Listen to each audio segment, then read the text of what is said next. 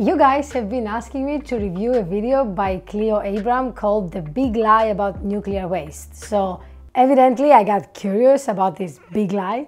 I will leave a link in the description down below for you to check out the full video of Cleo.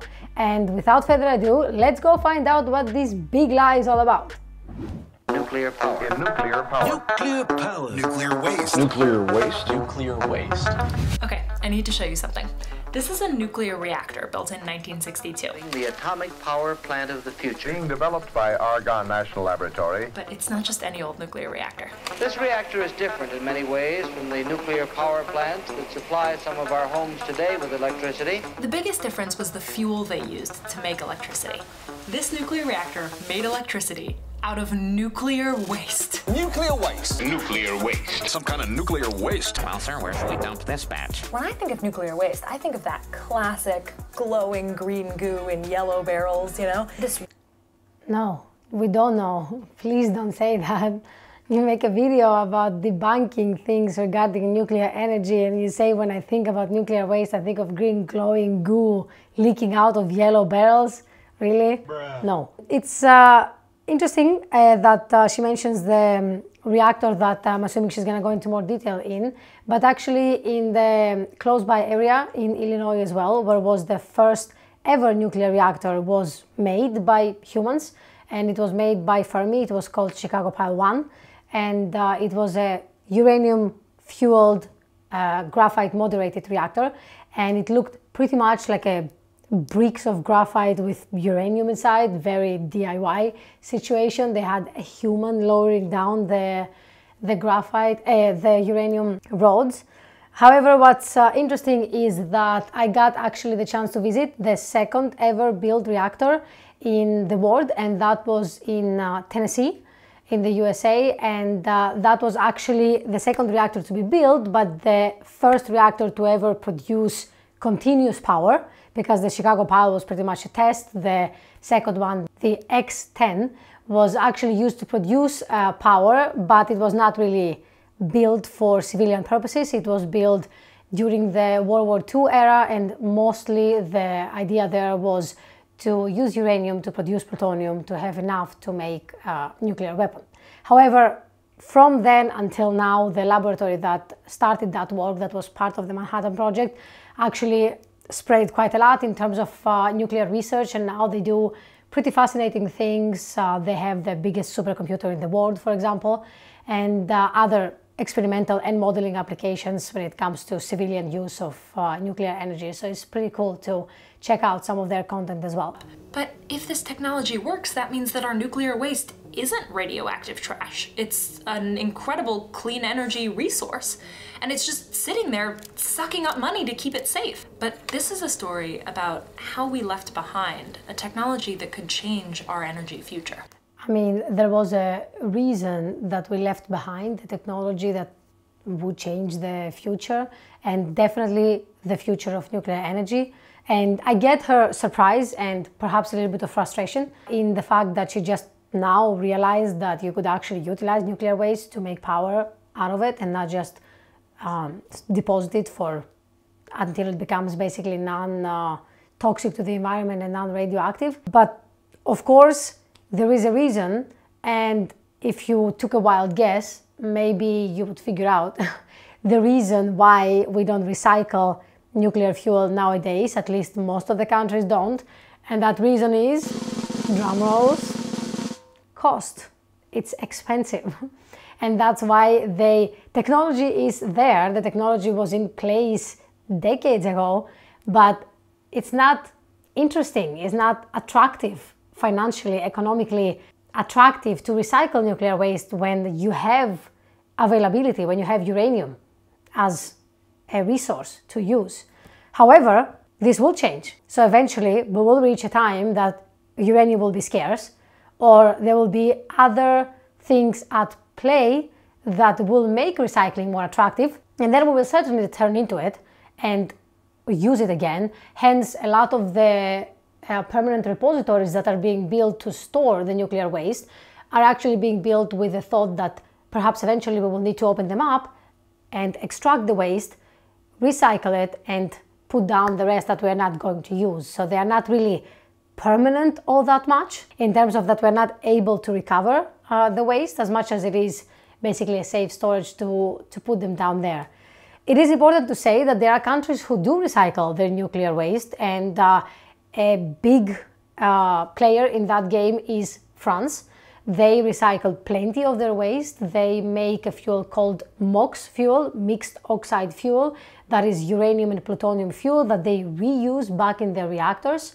They end up, of course, in waste that is much less in volume and also much less in radioactivity.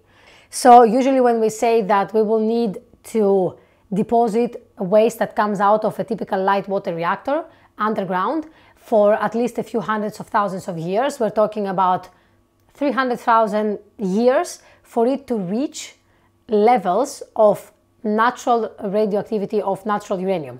So that means if you see the dotted line here that says spent fuel direct disposal, and the horizontal line that goes into the uranium ore natural radioactivity below this horizontal line, basically, it will take around 300,000 years to do that. However, if you take away the plutonium from the spent nuclear fuel and such elements called minor actinides that are produced during fissioning, and you reuse them, basically burn them inside the reactor that is built for these purposes, such as the ones that exist, for example, in France, that uses plutonium to do such things, then you end up in the middle line, and there you see that this middle line crosses the horizontal line at around 10,000 years.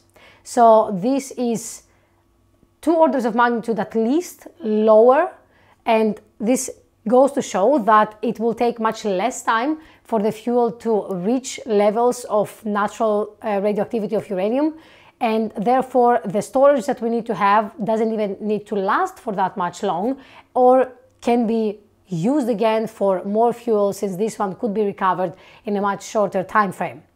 Plus, of course, the advantage of having more electricity or more power being produced from fuel that otherwise would be sitting and being unused. But, as I said again, it all boils down to cost. Is it cost effective to do that? At the moment, unfortunately not. And I'm thinking, oh my god, I'm gonna be so over-prepared to talk to Johnny about nuclear power. And on this tour with me are these 2 people from Oklo, which is a company that's working on new kinds of nuclear. Interestingly enough, Oklo, as some people might know, is a natural reactor, naturally occurring nuclear reactor in the world. It's located in Central Africa, and it actually means that there isn't a uranium mine that has such high concentration of natural uranium that, together with the presence of underground water, actually sustains fissioning inside the rocks without even being made in a construction that would basically help it to sustain this kind of fission reactions. So it's quite impressive that this has happened, and yeah, it's interesting that she actually got to meet people from there. Reactors. And at the end of the tour, I'm sitting with them under this big tree, and one of them says something that just short circuits my brain. So we're actually working with Argon closely on how to recycle existing nuclear waste in the US. There's enough used fuel to power the country for the next 150 years. Wait, I'm sorry, what? There is enough used fuel in the country, in the US alone, to generate power for the country for the next 150 years. There's enough. So this is, of course, a huge number, right? We are talking about a century and a half of energy being produced by fuel that's basically sitting, and there is no use for it as of now. It's just being stored and nothing is being done with it. And it would be excellent if we could find a way to use it and find a way to recycle it that would be cost efficient for the process itself to be viable to happen. And I'm glad to hear that these people are cooperating with laboratories like Argon, and hopefully with power plants as well, that will come up with a solution to actually utilize this fuel, such as France is doing. So it's not really impossible to do. I guess it's just something that's been abandoned and hasn't been done for a long time. A great way to do that would actually be to start implementing generation 4 reactors and hopefully build some in the near future. And generation 4 reactors in general are reactors that would be basically the next generation from the ones that we are currently using. They're called generation 3. And those are typically 6 types of different kinds of reactors that have all kinds of coolants or different temperature ranges from the reactors that we currently have. And if you're interested about generation 4 reactors, you can let me know in the comments down below, and I'll make a separate video explaining all the different types and what are the differences of Gen 4 and Gen 3 and how would one use them to basically make nuclear better than it is right now, safer, more viable, and environmentally friendly even. And yeah, in these cases it would be excellent to have a generation 4 reactor that would basically be designed to burn the spent nuclear fuel, to use plutonium and minor actinides, as we said before, in order to produce power. However, we do need substantial R&D for that to happen, and for these reactors to be financially competitive with the generation 3 reactors will take a while. Will take probably a decade at least, if I had to estimate. Therefore, it's great that they are starting to building it now. It's great that she is opening up like a lot of people's eyes about the fact that such thing exists. And I'm quite surprised she hasn't heard about it before, but it's great that she's learning about it now, and all of her audience get to learn about it as well. And then comes the nuclear reaction. So you fire a bunch of free atoms at your uranium-235, which cracks it into smaller, very unstable atoms, and throws off a couple other neutrons in the process, which... So you don't fire atoms at uranium to split them up. Fission is initiated by neutrons. Neutrons are particles. So you fire particles at uranium atoms, which splits the uranium atom into 2 smaller atoms and releases 2 to 3 typically extra neutrons, which will then be used to hit more uranium atoms, to split them apart, generate smaller atoms, and then 2-3 more neutrons, and then that's how you have the sustained reaction. The smaller atoms that we say that the uranium is split into are called fission products, and some of those materials are radioactive and decaying inside the core already while the fuel is inside the reactor. Other elements are radioactive for much longer and will stay inside the fuel pellets being radioactive for a long time, even after you take it out and you store it. And some of those materials and elements that are produced are what we call minor actinides, and these are elements such as americium and curium, and are the ones that contribute to the longest radioactivity of the spent nuclear fuel. And they are the ones that I mentioned before, that if we utilize, and the technology and the knowledge is there, but not so much the commercialization and the financial attractiveness of the technology itself, if we manage to utilize and burn those, then we will be left with radioactive elements that are much shorter lived, so only in the time span of a few thousand years instead of a couple of hundreds of thousands years. So there, a correction, we don't use atoms to split uranium, we use particles. Right now, most nuclear waste in the United States is stored in dry casks that look like this to protect people from the radioactive material inside. Those dry casks are meant to last decades, but not hundreds of thousands of years, which is what we're talking about here. So there, it goes to show again that US should move a little bit more aggressively forward with geological repositories or reprocessing of their fuel, instead of letting it in the dry cask and hoping for the best to find the solution magically without actually working on it. So we've been having this ongoing fight for decades about what to do with nuclear waste. There are options for long-term storage, and some countries are already doing that. Johnny and I got into the details in his video. So one of the slides that they just showed is actually what Sweden does, and it's pretty much developed in Sweden, and the technology matured in Sweden, and that's where they build the underground facility to study all of the properties of the geological repository that will have in Sweden to deposit the nuclear waste that is produced in the country. And from there, after some political interference, they stopped for a few years. However, Finland, basically with a similar geological formation, nicely asked Sweden to use their idea on storing the nuclear waste. And they were of course welcome to share the expertise and the knowledge and the technology.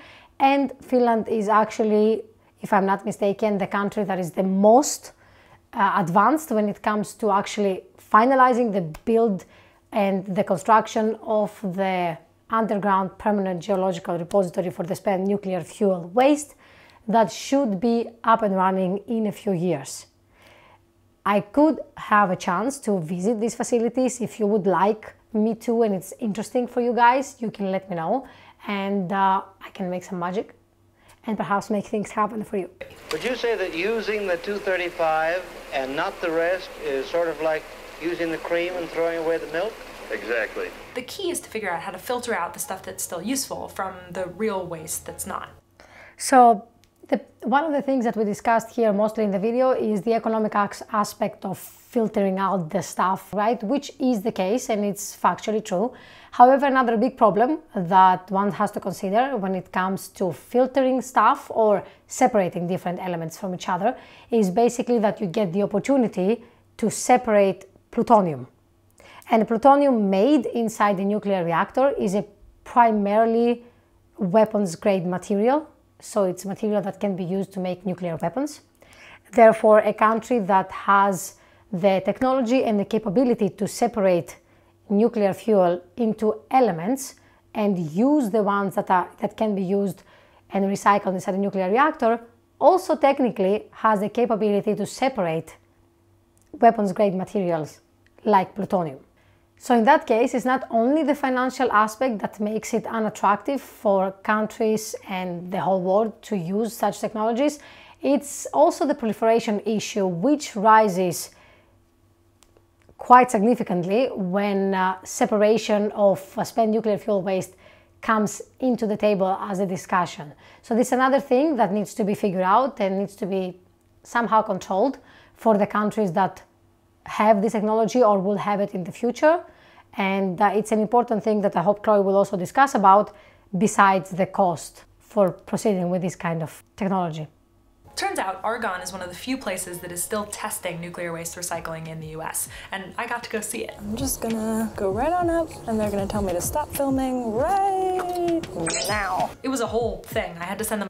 And of course, the fact that you're not allowed to film in any nuclear facility is of course understandable, but also part of the problem in a sense that people are sort of afraid of the nuclear power or nuclear energy or research regarding nuclear energy because they don't understand it, because they can't really see it, and it's also understandable. Therefore, I think it's important to find a middle solution that would also work, of course, for the safety of the facility primarily, but would allow the public to understand a little bit more and go and get a little bit closer to all of this work that's being done, and in a sense demystify this crazy green leaking glow like Chloe thinks that the spent nuclear fuel looks like. In 1977, President Jimmy Carter announced new policies meant to stop the growing risk of nuclear war, and that meant stopping all nuclear recycling. Why? Well, you remember the materials that we separated out during the recycling process. One of those materials was plutonium, which is a highly radioactive element that was seen as the highest concern for nuclear proliferation. So President Jimmy Carter stopped all nuclear recycling, saying, it's not just seen as the highest concern, it is the highest concern. A viable and economic nuclear power program can be sustained without such reprocessing and recycling. The US moved away from the kinds of reactors that could handle nuclear waste, called fast reactors, and toward the kinds of reactors that exist today, called light water reactors. Which is evidently a bad decision. The nuclear industry knew that this is not the most efficient way to produce nuclear power. Of course, fast reactors have much more advantages, can utilize first off uranium-238, which is the 99.3% of the natural uranium out there, so you don't need to enrich it, which already reduces the cost of the fuel manufacturing. Besides much more advantages that they have compared to the light water reactors that we use, they can be smaller in size, they have plenty of features that the generation of the reactors that we're using right now lacks. However, again, we go back to two main things: cost, plutonium extraction. There is a lot to figure out and a long way to go. But if we can recycle nuclear waste, I think it says something profound about what we as humans are capable splitting atoms, sure, but I mean something much more simple. Changing our minds and overcoming our fears. To use our resources and our technology and our ingenuity to make other people's lives a little bit better tomorrow than they are today. And this, of course, is just the beginning. Not only will atomic power be released, but someday we will harness the rise and fall of the tides and imprison the rays of the sun. We have indeed just begun. I enjoyed quite thoroughly analyzing this video. I like the information that she provides. The fact that she got to visit the facilities is actually excellent and awesome.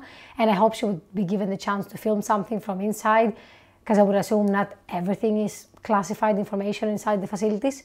I really like how she found out about the information that you could recycle nuclear waste in order to produce energy, and she does spread it with her audience, which is quite big, looking at her subscribers. So I do hope people learn more about it and understand a little bit more about nuclear power and don't fear it as much, especially since the biggest concern of people is the nuclear waste when it comes to discussions about nuclear power and its use. I really enjoyed watching this video. I'm interested in listening as to what you guys have to say about it, and please let me know in the comment section down below, as well as let me know of more videos you would like me to review, since this was your idea and it was excellent. Don't forget to like and subscribe and turn on the bell notification icon. It's been Elina, your friendly nuclear physicist, and until next time, see you soon.